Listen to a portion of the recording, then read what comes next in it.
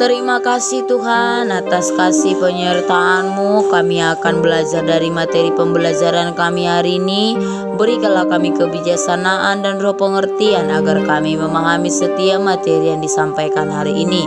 Dari awal hingga akhir Tuhan yang memberkati. Dalam nama Tuhan Yesus kami berdoa. Amin. Kompetensi inti yaitu satu, menghargai dan menghayati ajaran agama yang dianutnya. Kedua, menghargai dan menghayati perilaku jujur, disiplin, tanggung jawab, peduli, santun, percaya diri dalam berinteraksi secara efektif dengan lingkungan sosial dan alam dalam jangkauan pergaulan dan keberadaannya.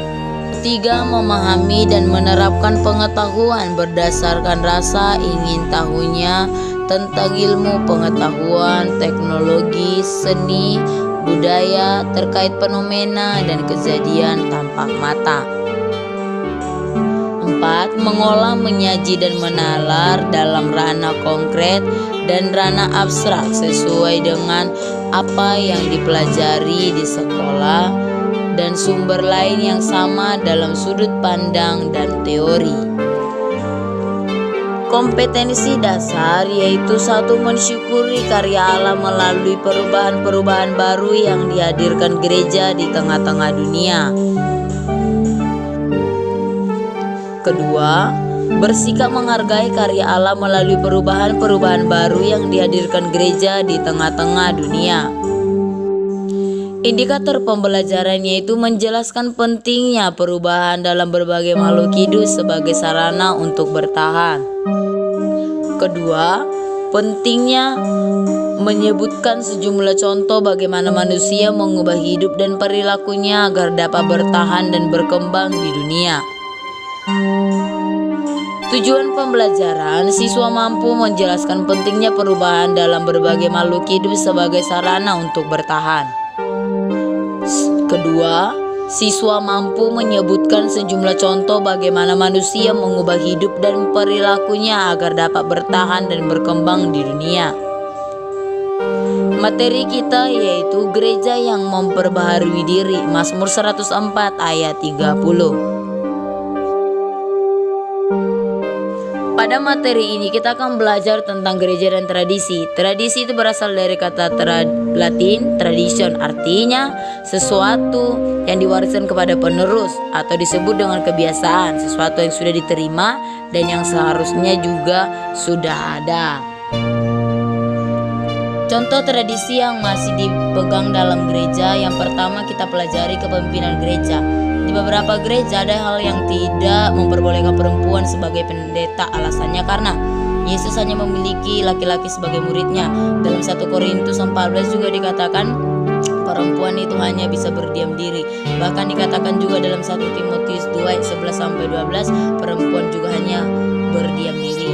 Sedangkan yang kedua tentang peribadahan, dalam peribadahan gereja musik adalah bagian dari gereja, tapi beberapa gereja hanya menggunakan piano dan organ sebagai alat musik karena beranggapan musik yang lain tabu seperti gitar, gamelan, dan juga gondang batak.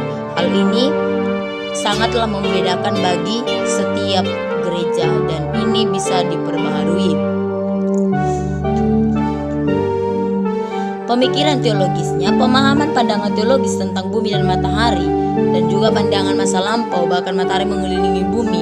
Pandangan ini ditantang oleh Galileo Galilei pada 1564 sampai 1642 yang mengatakan bahwa bumilah yang mengelilingi matahari.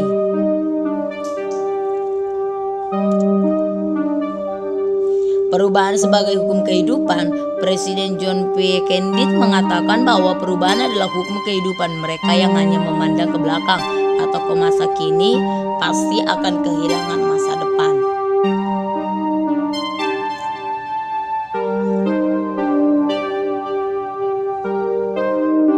Memikir sebagai mekanisme perlindungan diri. Memikir adalah mekanisme perlindungan diri yang dikaruniai Tuhan kepada jenis-jenis makhluk hidup tertentu, binatang maupun tumbuh-tumbuhan. Contohnya adalah kupu-kupu yang meniru kupu-kupu lain untuk melindungi diri dari musuhnya.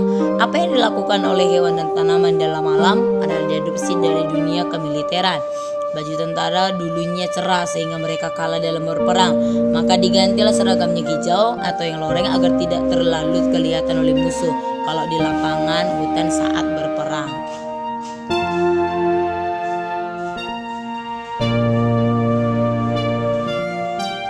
Nah, perubahan apa yang kita lihat? Manusia berubah.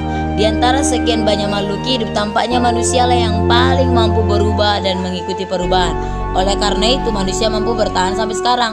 Dulu manusia hidup dengan berburu, sekarang belajar beternak. Dulu pakaian manusia seadanya, sekarang menyesuaikan dengan iklim.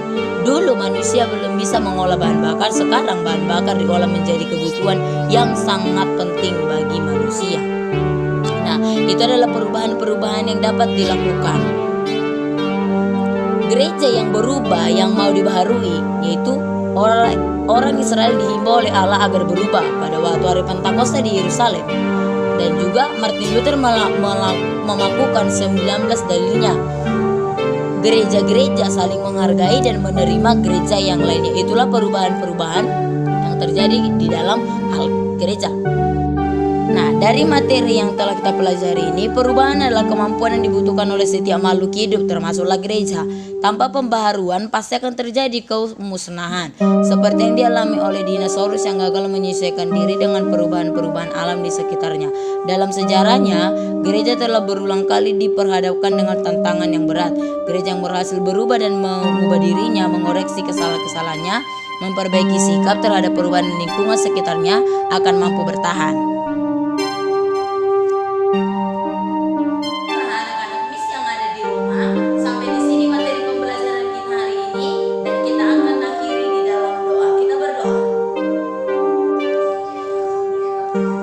Terima kasih Tuhan buat materi pembelajaran yang telah kami terima hari ini. Biarlah kami mengerti dan memahami setiap pembelajaran kami. Ajari kami untuk lebih mengerti lagi. Dalam nama Tuhan Yesus Kristus kami berdoa.